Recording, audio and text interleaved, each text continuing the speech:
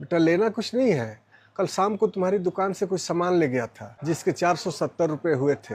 मैंने तुम्हें 500 का नोट दिया था और तुमने गलती से 30 की जगह 40 रुपये लौटा दिया था। और ये बात मुझे घर जा कर के पता चली। मैं तो कल रात ही तुम्हारे 10 रुपये देने वापस आया था, लेकिन तुम्हारी दुकान ही बंद हो गई थी, इसलिए मैं अब आया हूँ। अच्छा, वैसे कहाँ रहते हैं आप? मेरा घर फातिमा हॉस्पिटल के पास है। अरे चाचा जी, 10 रुपये वापस करने के लिए आप 4 किलोमीटर से आए हैं। अरे अगली बार जब सामान लेने आते तब दे देते। वैसे भी इस 10 रुपये से मुझे कौन सा फ़र्क पड़ने वाला है। जानते हो बेटा, मेरा बेटा अब इस दुनिया में नहीं है, लेकिन वो हमेशा कहता था किसी का पैसा अपने पास नहीं रखना चाहिए। जिसका पैसा है उसे दे दो। जिसका पैसा है वो चुप रह सकता है, लेकिन अगर हमने किसी का पैसा रख लिया तो उसका हिसाब ऊपर वाला करता है और हमारे किए की सज़ा हमारे साथ साथ हमारे परिवार और हमारे बच्चों को मिलती है। अच्छा ठीक है बेटा, मैं चलता हूँ। अरे राजू, जरा दुकान देखना, मैं अभी आता हूँ।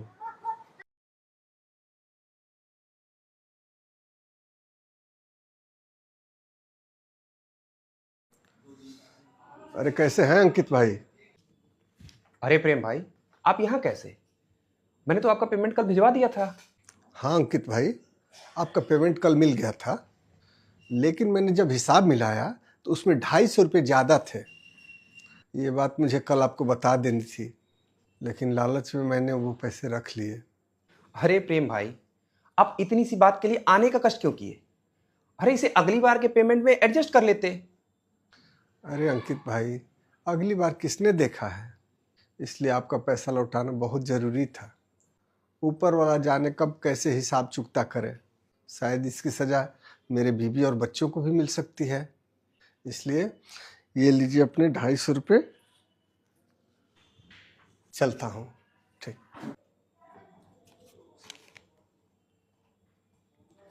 राजू, जरा दुकान देखो, मैं अभी आता हूँ।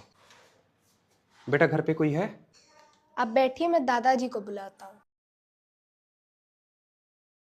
हाँ बेटा बताइए। चाचा जी नमस्ते। मैं रमेश का दोस्त हूँ। दरअसल बात ऐसी है कि मैं और रमेश पिछले कई सालों से एक नया बिजनेस स्टार्ट करने के लिए पैसे जोड़ रहे थे, लेकिन बीच में ही रमेश हमें छोड़कर चला गया। हम दोनों ने मिलकर 30 लाख रुपए जमा किए थे। लेकिन रमेश ने इसके बारे में कभी मुझसे जिक्र तो नहीं किया। और ये बात हम दोनों के अलावा कोई नहीं जानता। इसीलिए मेरे मन में लालच आ गया। लेकिन आज मेरे एक दोस्त की वजह से मेरी जमीन ने मुझे बुरी तरह से झकझोरा और मुझे एहसास हुआ कि अगर मैं किसी का पैसा खाऊं तो उसकी हाय मुझे ही नहीं, मेरे बीवी बच्चों को, मेरे परिवार को भी लग सकती है। और रमेश भी तो यही बोलता था। चाचा जी, ये लीजिए अपने 15 लाख रुपए।